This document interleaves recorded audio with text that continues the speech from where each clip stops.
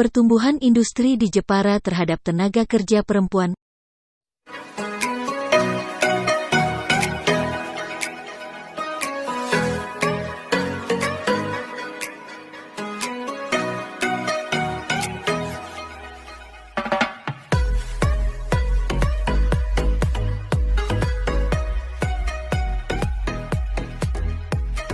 Penulis, Dr.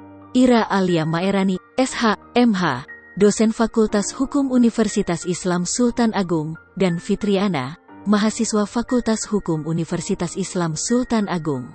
Kabupaten Jepara memiliki sebutan Kota Ukir, yang mana sebagai pengrajin ukiran kayu yang sudah dikenal hingga mancanegara.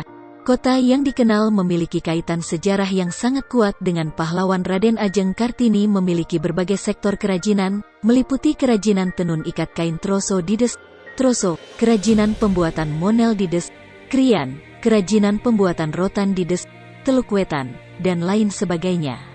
Sejak beberapa tahun belakangan ini, di Kabupaten Jepara banyak sekali muncul berbagai macam sektor industri-industri padat karya baru. Hal ini tentunya sesuai dengan instruksi peraturan Presiden untuk menciptakan pekerjaan lapangan bagi masyarakat sehingga angka-angka di Indonesia berkurang.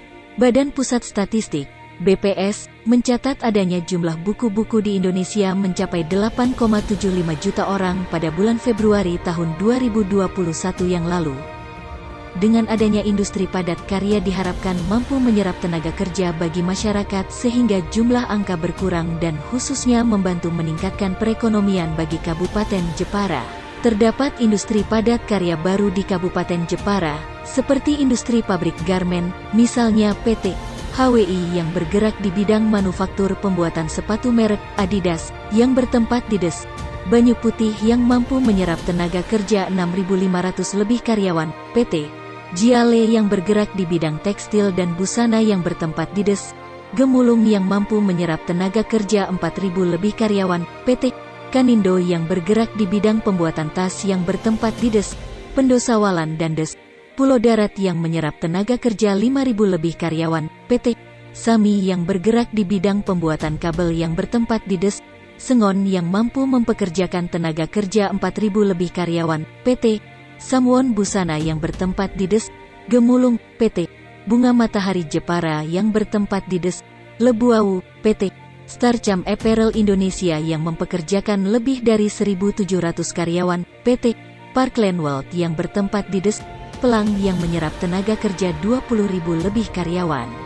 Dengan berdirinya perusahaan-perusahaan asing di Kabupaten Jepara menunjukkan bahwasannya wilayah tersebut sangatlah strategis untuk digunakan sebagai pembangunan industri-industri padat karya baru. Hal ini juga ditunjang dengan harga tanah yang masih murah dibandingkan dengan daerah lainnya, sarana dan prasarana yang sangat mendukung, serta mempunyai sumber daya manusia yang sangat melimpah, sehingga menarik para investor untuk menanamkan modal untuk mendirikan industri di Kabupaten Jepara. Hal lainnya yaitu pemberian upah sesuai UMR setiap bulannya dan tunjangan lainnya yang diberikan. Hal ini mampu menjadi daya tarik tersendiri bagi masyarakat untuk berbondong-bondong mendaftar dan bekerja sebagai buruh pabrik. Undang-Undang Ketenagakerjaan Nomor 13 Tahun 2003 menyebutkan bahwasannya buruh merupakan setiap orang yang mampu melakukan pekerjaan guna menghasilkan barang dan jasa untuk memenuhi kebutuhan hidup individu maupun masyarakat. Dan efeknya permintaan tenaga kerja perempuan juga akan meningkat untuk bekerja di industri garmen, karena garmen industri tersebut menuntut ketelitian, kerapian, dan kecepatan dalam pekerjaan. Hal ini tentunya sesuai dengan konstruksi sosial yang menempatkan perempuan memiliki sifat yang lemah lembut, rajin, dan ulet dalam bekerja, sehingga kualifikasi ini tentunya akan dipertimbangkan untuk bekerja di industri garmen. Tak dapat dipungkiri dengan banyaknya tenaga kerja perempuan yang menjadi buruh pabrik, tentunya menimbulkan beberapa dampak yang sangat signifikan.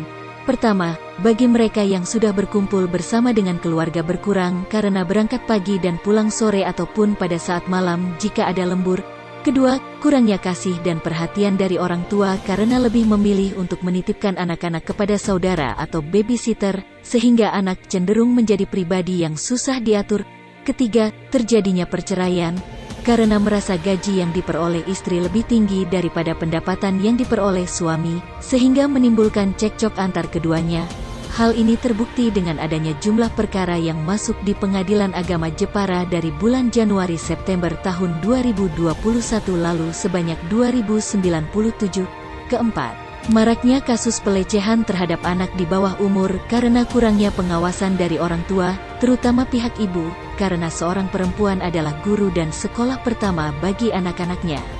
Dengan hal ini pihak pabrik ikut berkontribusi dalam memberikan kebijakan kepada para karyawan, misalnya dengan memberikan kelonggaran waktu jam masuk kerja dan pemberian libur selama 2 hari, sehingga dalam hal ini mampu memberikan solusi atas permasalahan yang dihadapi perempuan yang memiliki beban ganda antara keluarga dengan bekerja.